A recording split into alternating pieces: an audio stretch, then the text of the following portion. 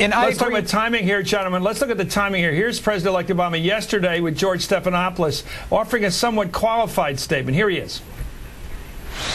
Is it turning out to be harder than you expected? Will you get that done in the first 100 days? It is more difficult than I think a lot of people realize. And we are going to get it done. So not necessarily first 100 days. That is a challenge. I think it's going to take some time, and you know, our legal teams are working in consultation with our national security apparatus as we speak to help design exactly what we need to do. But I don't want to be ambiguous about this. We are going to close Guantanamo. There's two kinds of people, it seems to me, down at Gitmo. The kinds of people, David, which are clearly subject to trial. We've got evidence against them. They've done bad things. They will be tried under some sort of court system in the United States. But what do we do with the people down there who seem dangerous to us? They have been rounded up as part of a dangerous crowd, perhaps, but we've got no case against them. What do you do? Just let them go? Is that what we have to do? Well, at some point you have to bring charges against people. You just can't hold them in detention forever on the basis of evidence that may not be that strong. And we may have to work with some other countries to bring them back to those countries. And, you know, if you can't bring a case, you can't hold people just on the basis of suspicion. And that's, you know, and I think that, and I was very encouraged by the answer that Barack Obama gave to George Stephanopoulos. It seems to me like, you know, he realizes this is not easy. It's not just an empty, easy campaign promise, and he's hired some very good people, or he's noted that he'll be hiring them once he takes office next Tuesday, to work in the Justice Department to figure out some of these very knotty legal issues. But I think he's going to move in the right direction and probably move quickly. It's not a knotty issue exactly, Michael, when you have a guy, and they're all men down there, who are clearly determined to get the United States. They are self-proclaimed enemies. They would probably say it to the face of the guards down there. I can't wait to get out of here to blow you up.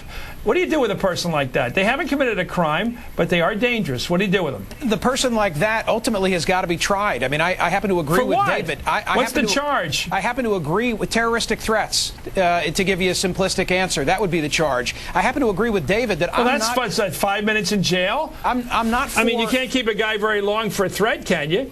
As a crime? You actually can, Chris, particularly when viewed against the background of September 11. I am not for an open-ended process of detention without charges being brought. Frankly, I think that it's a bad mark on the administration that we're 7 years after September 11 and someone like Khalid Sheikh Mohammed has not yet gone through the process, and candidly, there's no resolution yet in sight in his case, and he's the worst of the worst. By the way, you're still with waterboarding him, right? I am with waterboarding him because I believe that waterboarding is efficacious, and if it didn't work, we wouldn't continually have this debate, because those who are our most skilled interrogators continue to want to use it as a method for the worst of the worst in select circumstances. Yes. Okay, by that standard, we went to war with Iraq, and the people that say it worked can say it worked, but we don't know it worked until this war ends, do we?